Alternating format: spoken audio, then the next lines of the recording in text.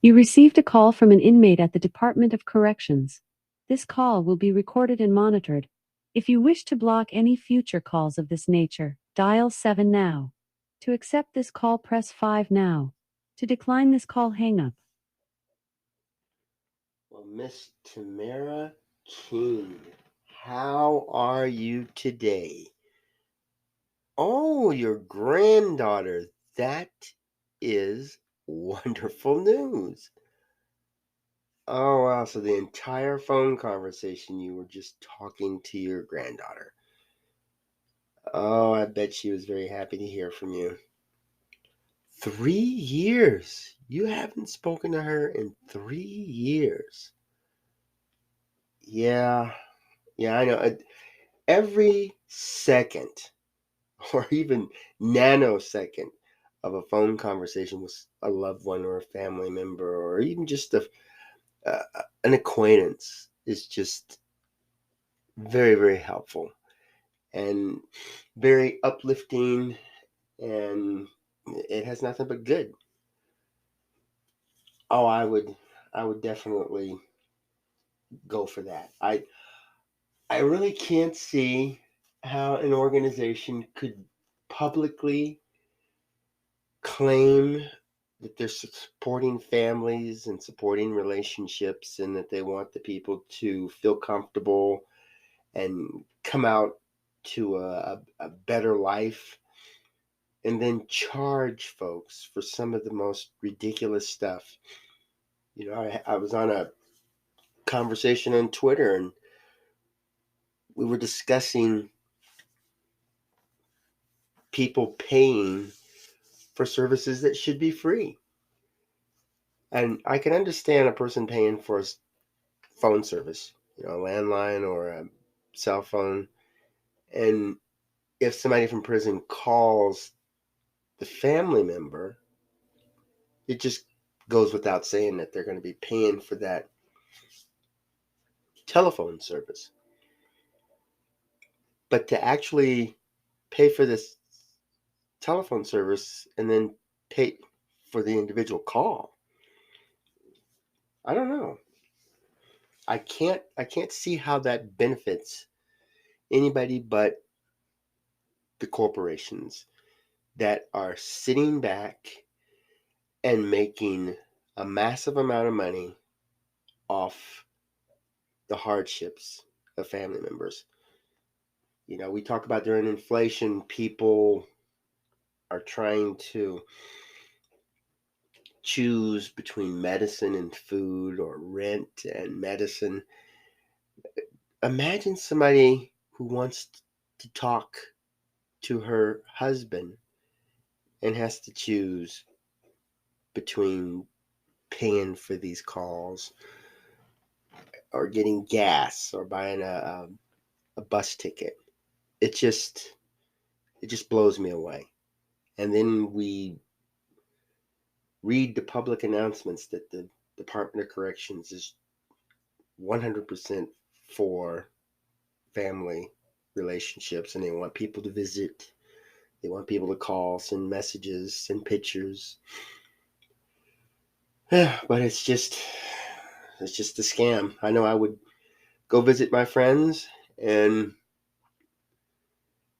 they would charge me for a photograph, charge me for a candy bar. Um, and you kind of think, what are they promoting here?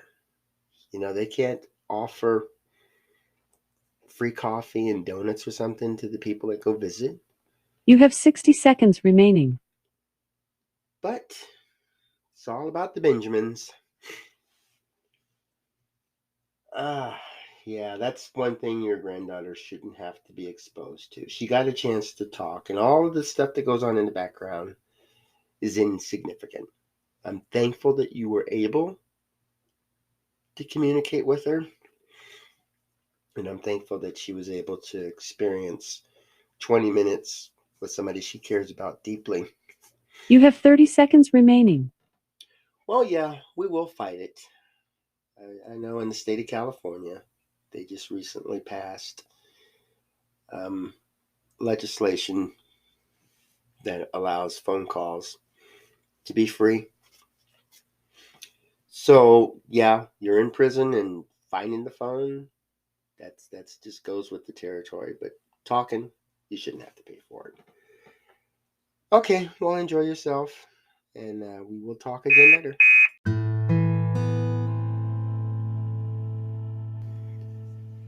Hello, welcome to AQS Inmate Call. I am your host, Joel Wilborn, and this is another subject that I am deeply passionate about. I believe that one of the strongest things people seek in life is acceptance. There's people who commit suicide because they don't feel that the people that are important to them accept them. You know, family members, close friends, uh, loved ones. These are people we can take for granted, and we should. You know, there's a rule out there that children don't have to love their parents, but parents do have to love their children. So people growing up are going to have somebody who loves them. You know, last weekend I was spending time with the baby, and this baby is completely dependent on her parents. They feed her, they clothe her, they take care of her when she's ill, they shelter her. And it just goes to show that humans have a need for people. We're born that way. And I feel that this relationship should go right up until the day we die. We should always belong. And those of us who feel comfortable with our life, and we enjoy the company of other folks, and we enjoy sharing our experiences and our knowledge with other people, and just opening up conversations. If we could just take that part of our life that makes us feel comfortable and share it with other folks who are struggling, well, I think we would have better communities out there. And I have a background in political science. That's the degree I have. So whereas a lot of people run around avoiding religion and politics, I crave it. I really enjoy talking about those subjects because I can learn so much from them. And I've learned from experience not to criticize people's opinions. In America, that's what builds us. We have a right to share our opinions, whether they're agreed, have a popular agreement or not. You know, you could oppose anybody's opinion. It doesn't mean this person should be condemned and kicked off of social media platforms. It just means that this person really truly believes in this, and in some cases they want to share it with others. In other cases they just want to keep it to themselves. And so if I'm talking with somebody who has a religious belief that I don't particularly agree with, I don't criticize that person, because if I have to criticize somebody's religious beliefs, my religious beliefs aren't very strong, and I'm not very passionate about them. The good opinions, the good beliefs, they don't need to be forced on other people. People can just hear the basics about it and slowly convert. And I leave myself open for that. So when I have conversations about politics and other different political groups, it's nice to hear what they have to say. And I've learned quite a bit because of that, because I stay open-minded on it. And when we're dealing with politics in the family situation where it just controls things, that's where you have to draw the line. because people have a right to believe what they want to believe. Just don't go out and commit crimes to promote it. If a person is against women-owned businesses, you don't go blow up the businesses, and you don't go calling and leaving threatening emails or text messages. You discuss it. You sit and you use your freedom of speech to express your views, hoping to convince other people, and maybe you can create a law or something. But you don't commit any crimes. And I'll give you an example of what I went through with the Washington Department of Corrections. My fiance was locked up and she needed some money. And I'd been sending her money for months. And so she asked for some money. She said she really needed it. So I sent it to her. And then they rejected it and said that I had been sending money to multiple inmates.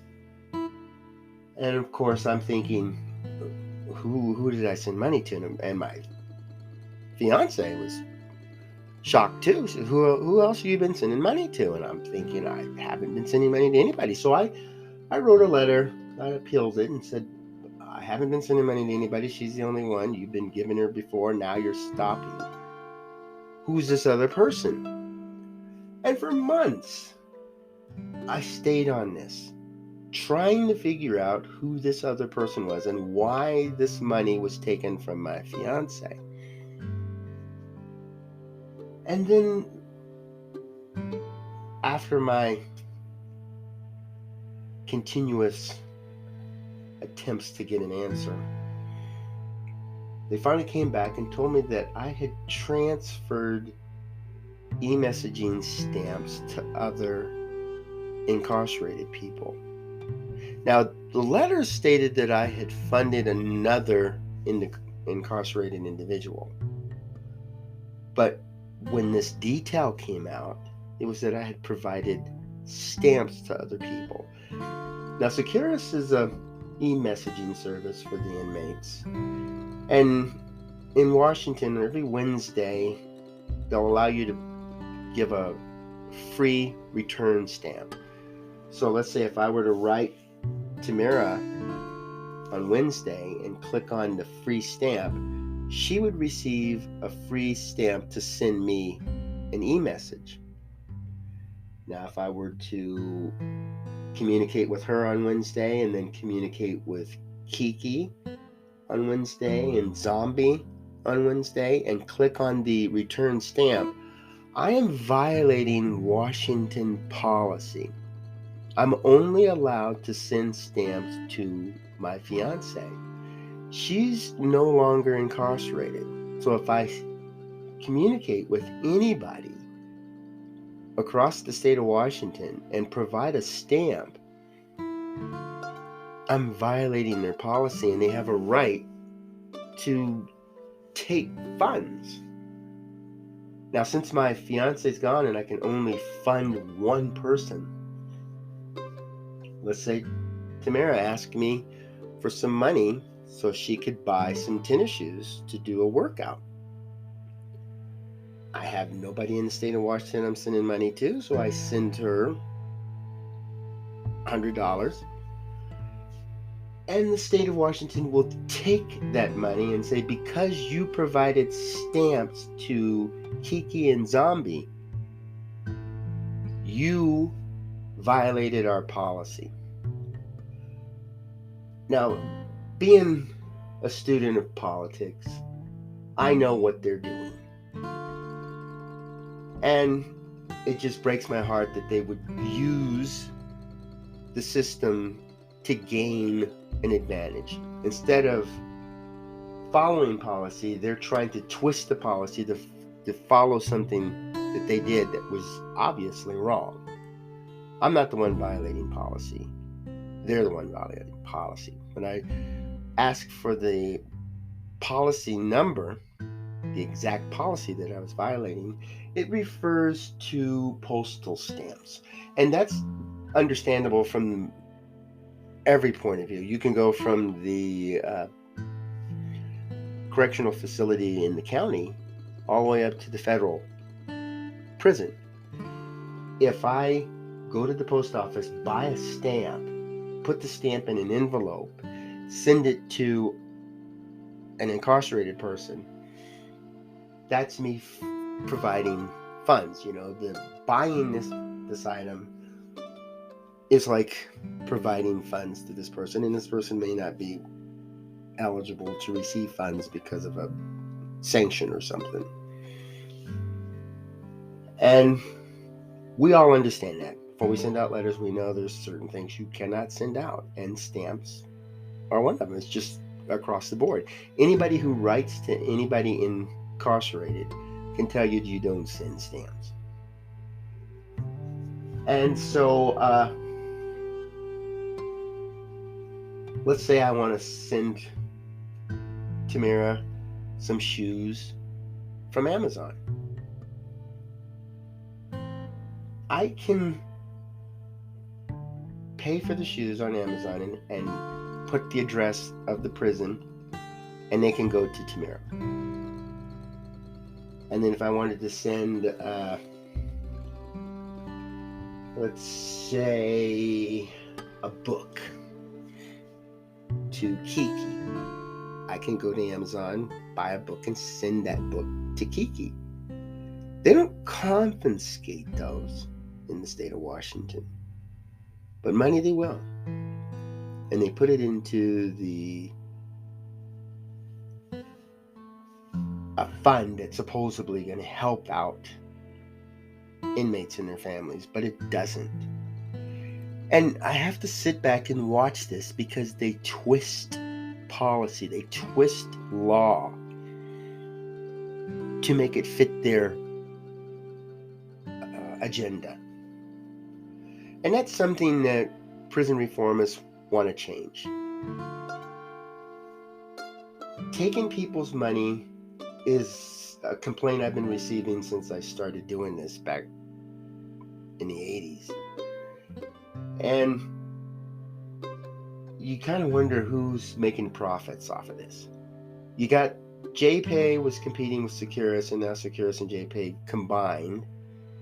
And so if you want to send out an e-message in the state of Washington, you've got to use one service, which is the same service that provides the phone calls and the video visits and the funding. And the public figures that's okay because these people committed a crime and they deserve to be in there. Yet, one day, when these companies start losing profits, they're going to need a source.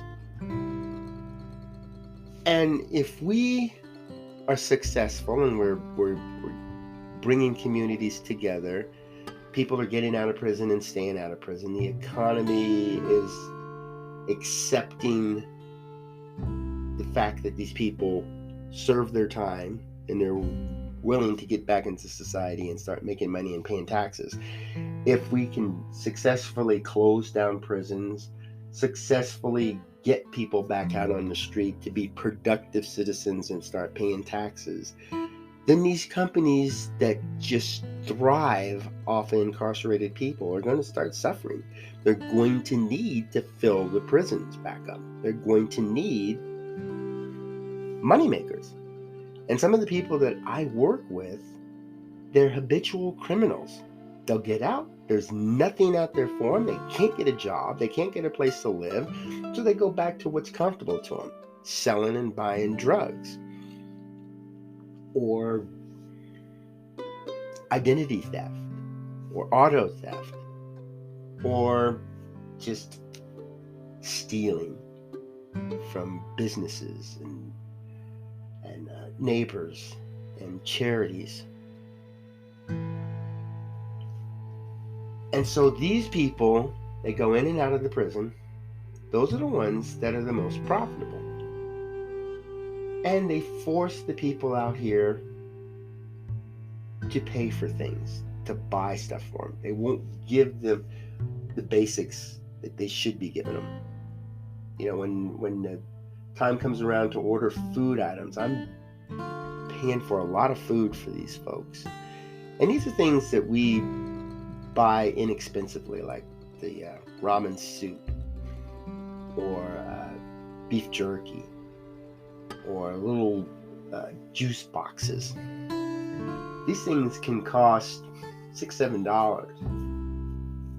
and we have to pay that in order for them to get it. Otherwise, these people are stuck.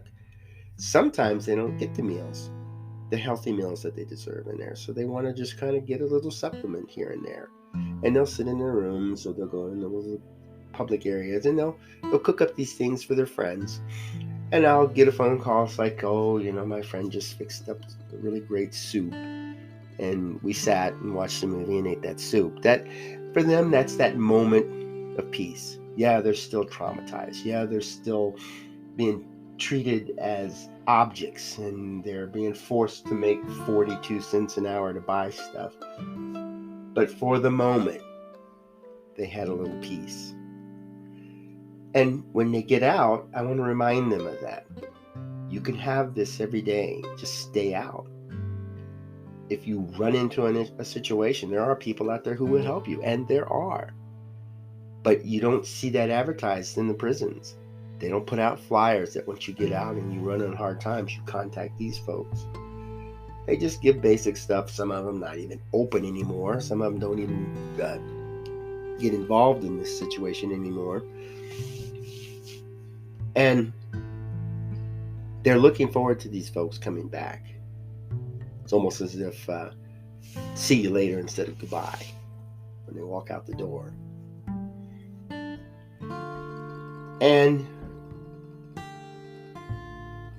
this politics that they're using, this we'll give the contract to the person who gives us the biggest kickback. When we can make the most money from, that's the one we will hire. And I remember when prisoners used to call home phones, the landlines, and it was a collect call. And this was very popular in the 80s. And I would try to get the lowest long distance company, and so when the people called, you have a collect call from, it wouldn't cost me a lot of money. I would try to get maybe little groups of 10 cents a minute or something, or maybe have them call late on Sunday. And it was just a thing. And these bills could get pretty high back then, but it was just something that we understood.